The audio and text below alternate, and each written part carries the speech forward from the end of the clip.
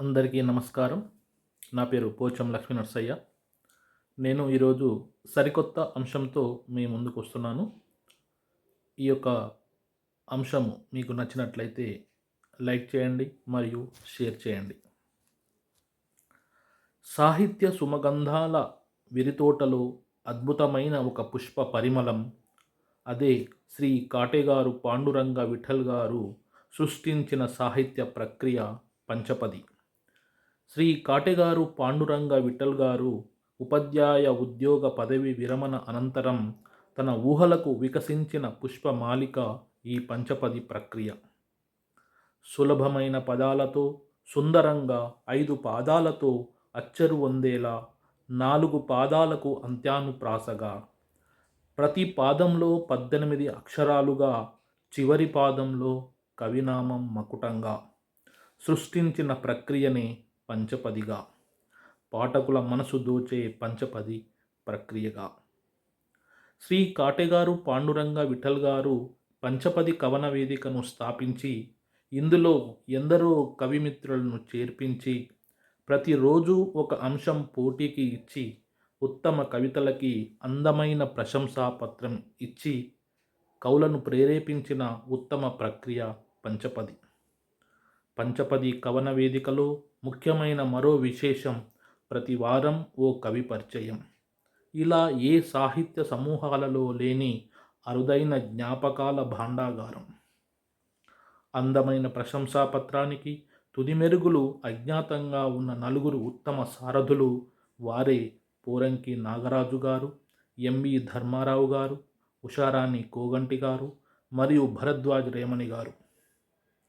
పంచపది కవన వేదిక ద్వారా అందించే అపురూపమైన పోటీ సమూహం సప్తవర్ణ సింగిడి.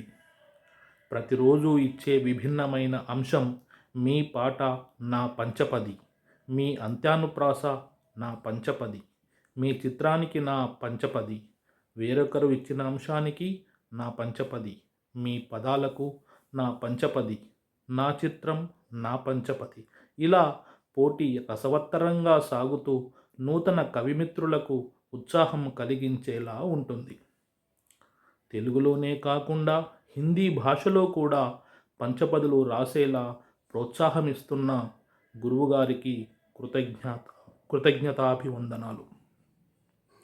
శ్రీ కాటెగారు పాండురంగ విఠల్ గారు సృష్టించిన పంచపదులే కాక బాల పంచపది 12 అక్షరాలతో, పంచాక్షరి పంచపది 5 అక్షరాలతో నూతన ఒరవడికి నాంది పలికిన గురువు శ్రీ కాటెగారు పాండురంగ విఠల్ గారికి శతకోటి వందనాలతో ధన్యవాదములు. ఈ పంచపదులలో శ్రీ కాటెగారు పాండురంగ విఠల్ గారు రచించిన కొన్ని ముఖ్య బాల పంచపదులు. ఈ బాల పంచపదులు బాలల్ని ఎంతో ఉత్సాహభరితంగా ఆకర్షించేలా మరియు నూతన కవులకి ఉత్సాహం ఇచ్చేలా ప్రేరేపించేలా ఉంటుంది. ఒకసారి వినండి. జలజల పారే చినుకులు. జలజల రాలే చినుకులు మురిసే పసిపిల్లల మనసులు. తడిసేను తనువులు వలువలు, పారేను గల్గల వరదలు. కేరింతలు చెందులు ఆనందాలు విఠల. తనువంతా పెను పులకింతలు, మనసంతా గిలిగింతలు. ఒకరికొకరు కెవ్వు కవ్వింతలు, వాన జల్లులో తడిసి తుళ్ళింతలు. మరపురాని మధుర జ్ఞాపకాలు విఠల. తొలకరి రైతును మురిపించే, తన బాధ కష్టాలు మరిపించే, పరమానందంతో మది హర్షించే, పొలం పనులకు కొనసాగించే, ఇంట్లో మహాపర్వమే చేసుకునేది విఠల.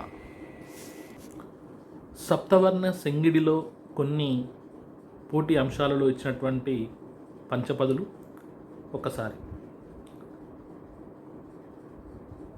అంశం మాతృమూర్తి.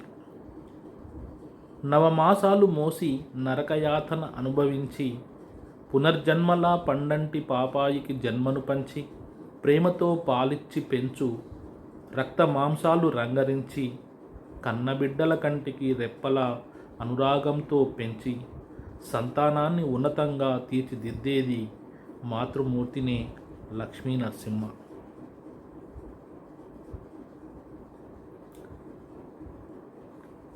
ఇంకొకటి, భారతమాతకు జేజేలు, బంగారు భూమికి జేజేలు అనే పాటకు పంచపది.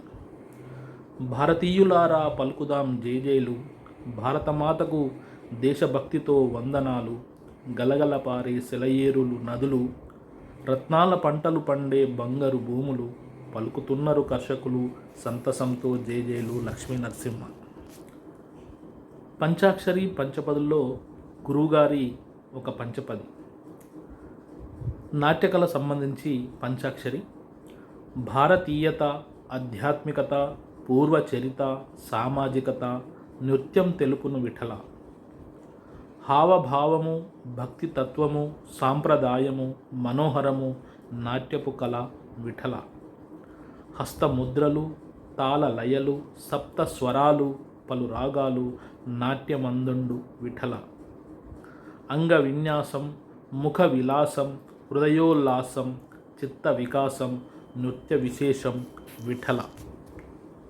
పొదుపు అంశంలో నా యొక్క పంచాక్షరి: నీటి బొట్టుని, ప్రతి పైసని రేపటికని దాచేయాలని తెలుసుకోరా లక్ష్మీ నరసింహ.